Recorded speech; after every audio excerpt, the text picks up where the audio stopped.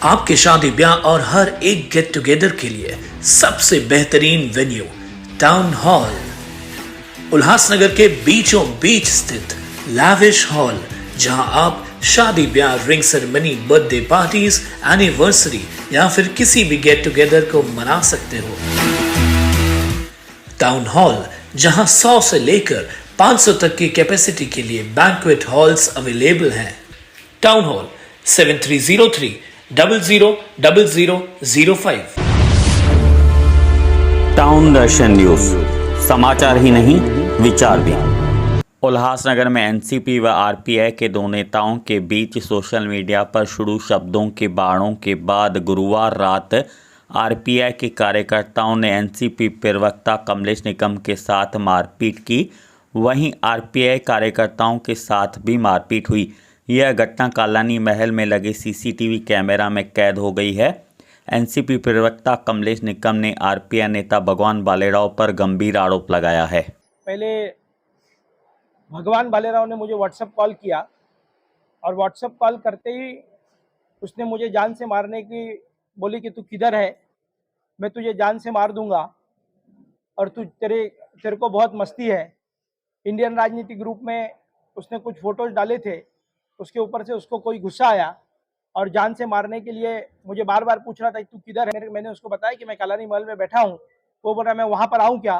तो मैंने बोला जहाँ तेरी मर्जी है उधर आ जा। है उनका जो भाई है, उसका साला, वो सीधा हमारे कालानी महल में आ गया और कालानी महल में आते ही उसने मेरे को चाकू से यहाँ पर वार किए हैं। और साथ ही साथ दूसरे जो एक उसके साथ में जो था वो कहानी, वो सीधे तौर पर वेपन लेकर एक तरफ ये चिल्ला रहा था कि फायर करो और दूसरी तरफ वो फायर करने की कोशिश कर रहा था मेरे साथ में। बाकी के लोग जो मेरे साथ में थे वो उसको बिठा रहे थे और वो वहां से भागते जा रहा था। इस तरीके से मेरी हत्या करने की जो साजिश है वो पूरी भगवान भालेराव ने मेरे से 11 मिनट व्हाट्सएप कॉल पर बात किया है और वो सीधे तौर पर बोल रहा है कि मैं तेरी हत्या कर दूंगा ऐसे तौर पर। और बार बार वो एक ही बात बता रहा था कि तेरे को मस्ती है और राजनीतिक तौर पर तू मेरे खिलाफ लड़ने की सोचता है। ऐसे करते कर मेरे को बार बार उसको मारने की मुझे बता रहा था कि मैं आ रहा हूँ, तू रुक जा। और आके उसके साला वो खुद और 4-5 अन्य लोग वहां पर घुस के एक वेपन दिखा रहा था और दूसरी तरफ एक चाकू मार रहा था और वो बोल रहा था कि फायरिंग करो। और मेरी हत्या करने के लिए वही इरादे से भगवान भालेराव और उनके अपने लोगों ने मेरे को यहाँ पर हमला किया। इसमें जो जुटने आता सोनी उसका कहना ऐसा है कि उसके कान के परिवार रखी उसको धमकाया है। देखिए, पुलिस का इन्वेस्टिगेशन चालू है। पुलिस कालानी महल के जितने भी सीसी कैमरे हैं वो हमने पुलिस के सामने दिए हैं। कहां पर भी आदरणीय पप्पू कलानी जी और ओमी कलानी जी यहाँ पर थे ही नहीं। उनका कोई भी, ओमी कलानी जी को पुलिस बॉडीगार्ड है, दूसरी तरफ पप्पू कलानी जी वहां पर उतरे ही नहीं थे।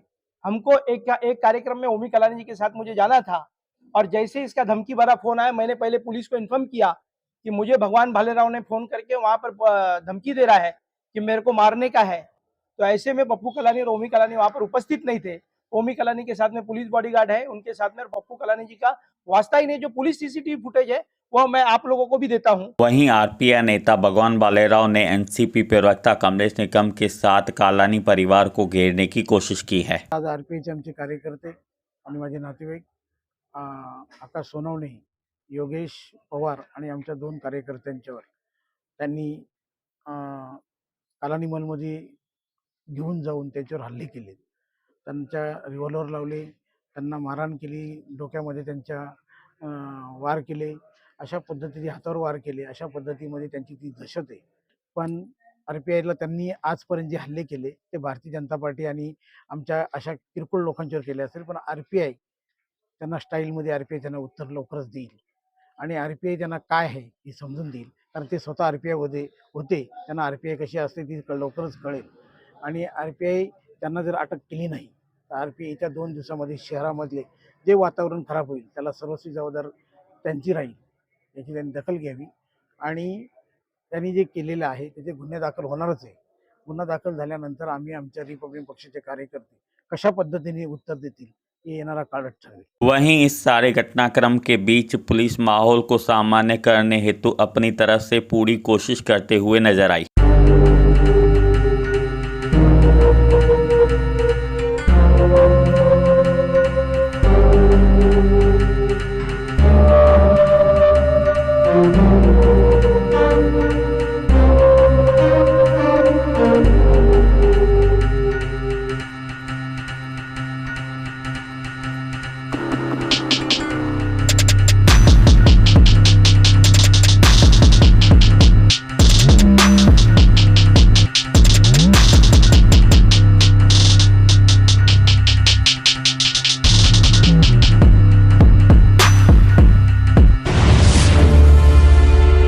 दूरदर्शन न्यूज, समाचार ही नहीं विचार भी।